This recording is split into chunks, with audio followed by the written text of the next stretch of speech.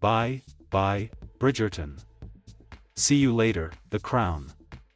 Netflix has a new top show, titled Squid Game, and it's not even in the English language. Since its release on Friday, September 17th, the 9-episode Korean thriller has climbed its way to the #1 spot on the streaming platform all over the world.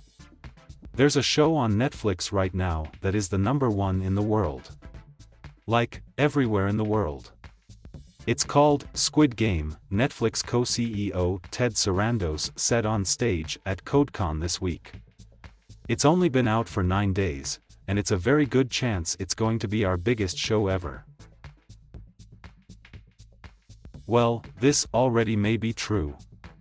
According to Flix Patrol, a website that tracks streaming statistics for the top platforms in the world, Squid Game is the #1 show in 82 of the 83 countries it is available in. Here, we break down everything you need to know about the addictive thriller if you haven't already watched it.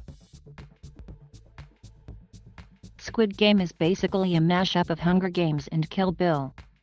Remember when we were kids playing games, the consequence to losing was dying?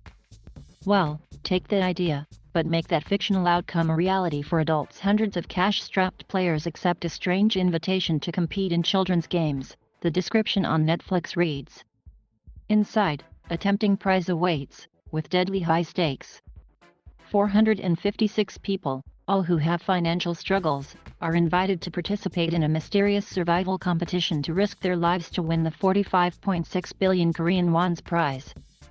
Among the show's stars are Lee Young-jae, Park Hae-soo, Ho Yeon-young, Hyo Sung-tae, Kim Joo-ryung, Anupam Tripathi, and Lee Yu-mi. The 2-minute-long trailer of the show gives viewers a sneak peek as to what they can expect from the series, including the lethal twists given to some of the childhood games as well as tense moments between contestants determined to win the prize money to settle their financial struggles. Squid Game isn't for those who have a weak stomach. The trailer gives just a small taste of some of the gore and violence that occurs throughout the series as the competition is underway. But that is nothing compared to what actually takes place in the series. So if you're squeamish at the sight of blood, we suggest stay far away. Netflix first announced plans in September 2019 in a news release that director Hwang Dong-hyuk would produce a new original Korean series, initially titled Round 6. The release shared a similar premise to the official summary, explaining that the game would take place in an unknown location while the participants are locked up until there was only one winner to claim the prize. The concept of each challenge is rooted in popular children's games from the 1970s and 1980s. One of those games include the titular challenge, which is a literal translation of its Korean name, described as a type of tag where offense and defense use a squid-shaped board drawn in the dirt.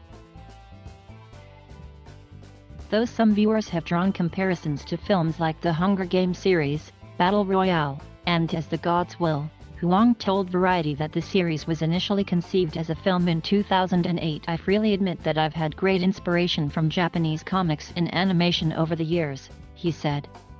When I started, I was in financial straits myself and spent much time in cafes reading comics including Battle Royale and Liar Game.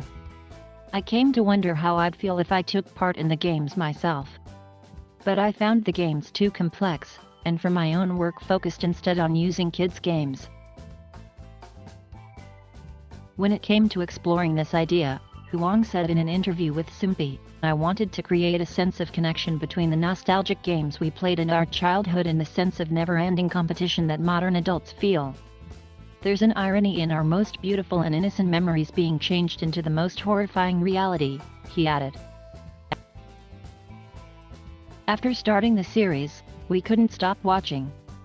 So plan to binge when you have a day or weekend devoid of other obligations because you're gonna keep hitting next episode over and over again. There aren't currently any plans for a second season of the series. Hwang said that he'd consider making more feature movies before creating a second season of the show. I don't have well-developed plans for Squid Game 2, he explained. It is quite tiring just thinking about it. But if I were to do it, I would certainly not do it alone. I'd consider using a writer's room and would want multiple experienced directors.